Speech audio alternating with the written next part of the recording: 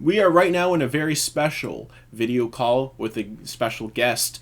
This former math supervisor for the Scotch Plains Fanwood District is now the district superintendent, dealing with how to run the schools of two towns, Scotch Plains and Fanwood, during the ever so current COVID-19 pandemic. Welcome to the show, Dr. Joan Mast. Thank you, David. It's a pleasure to be here from my home as well, from my home to your home. Yes. The first question I have for you is, what is it like to be a superintendent for the first year, before the prior to the COVID-19 pandemic? Well, as you mentioned, I was the district math supervisor and I was the assistant superintendent. So having been in the district for 19 years, I have continued to enjoy everything about the community. We work with a forward-thinking board of education. We have engaged parents. We have such a dedicated team of teachers and supervisors and principals. So that makes it very easy to address the needs of our students. Many of our students are always eager to learn. And I think, in this time, in this space of COVID-19, I think we're all learning just how much we rely on school and how much we enjoy it, even though it has taken a disruption for us to really appreciate it.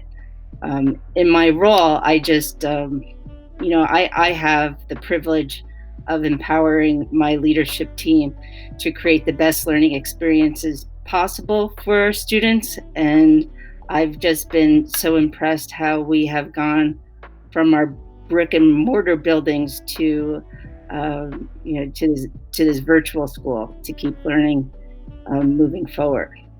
So this first year as superintendent, it has been quite the adventure. There's been a number of exciting challenges and many things to celebrate, but because we work in such a good community, the work is just the privilege to do. Out of curiosity, were there any projects or anything that was being planned or being worked on before the COVID-19 and preparing for all of that? We had a small window of recognizing that we might have to plan to have school outside of our schools. If you are paying attention to just what was happening globally in China and Italy, you could see that something very serious could happen here.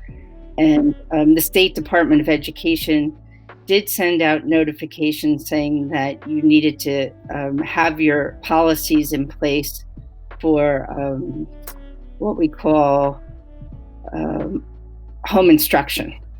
And when they told us to look at that policy to have it ready in action, home instruction is when typically when students are out of school, perhaps because of an illness, the school is required to give students 10 hours of instruction at home. So that's why our first 2 weeks, we're addressing home instruction plans, specifically having a minimum of 10 hours of instruction for all of our students. Like you said before, you worked in education for a really long time, even longer than I've been alive. So my question is, have you, in that time that you've been working in education, have you seen something like this, like a pandemic or like a thing where everyone in the district had to stay home, or members, and we're all impacted by that. And I was in a county meeting today. I learned that 4 teachers have died in a neighboring district from COVID-19. This crisis is stressful in an unprecedented way. First, because it's very open-ended. It's hard to plan for because we really don't know the end date. We're kind of anticipating different possibilities and planning for that, but we don't know specifically what's next. How do you think education as a medium will change because of something like this, like in the future? So I believe that we will develop new ways to enrich student learning. However, we can see the importance again of direct contact and interactions among both students and teachers. Uh, a significant part of learning is to engage with each other in debates and discussions. It just isn't as rich in a Google Classroom. Still, we're learning that we can share valuable resources through the internet, and we could collaborate in many projects remotely. So, are there students in the district who so all the students in the district, even though they're at home, their learning continues, but it's certainly enhanced by being together in the buildings with their teachers. So, so are you thinking that there's going to be more online communication in the future, just in general, within schools? Like, there's going to be more. If a kid is sick but is still able to work, do you see that the students still being able to do their assignments type of situation? Yeah, I do think that this experience is a game changer in the sense that regardless if we're in school or not, we could have a learning plan, and we could have students access resources, and we can give students feedback and hold them accountable, and provide coaching and scaffolding that they need in the learning. I think we've been doing it. I think some teachers have really embraced technology in ways that they've found useful in their classroom, but it hasn't been mandated. So in this way, every teacher in the district is in Google Classroom, is using online resources, is communicating with their students online. I think it's been a massive professional development, and it's happened out of necessity. And the necessity has given us, really a new wonderful toolbox. So it even makes me question if we'll ever need to have a snow day again. We have to build snow days into the calendar. Perhaps we don't. If we have bad weather, we could stay home and have school at home because we'll have a at-home learning plan in place. So I do wonder, because there's so much of this learning is now done online. Are there students in the district who do not have access to online learning? And if there are students, what do you do to address that? So that was one of the requirements that the state needed to know from us, that we had some plan in place to assess technology needs. Because if a kid was without a device, then they wouldn't have access to learning. And that was an equity issue of concern.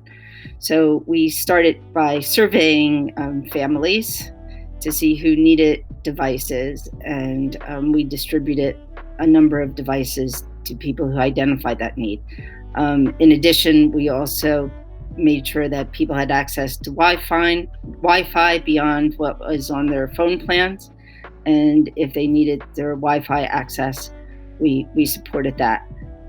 Then we also had principals and teachers looking at who and who wasn't engaging in activities, and we did a second look for groups of students who needed additional technology. So our tech department has been fairly busy, particularly in the first 2 weeks, giving out devices.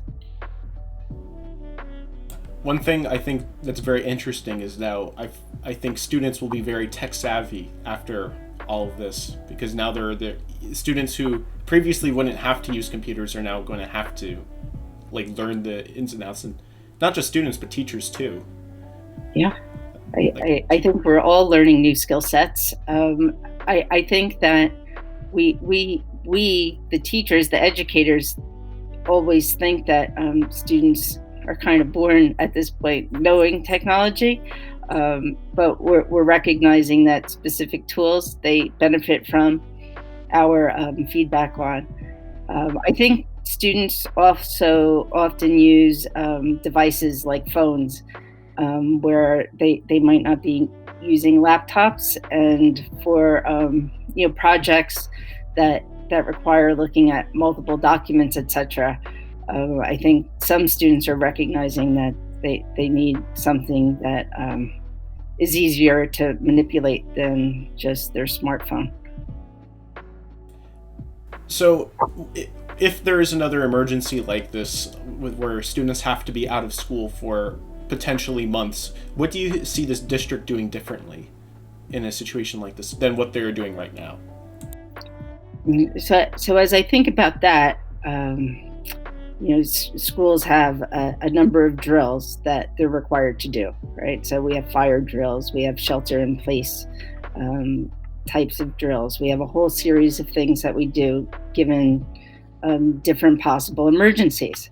And now I think we have a new drill on our list that what will you do if you have to shut down for an undetermined period of time?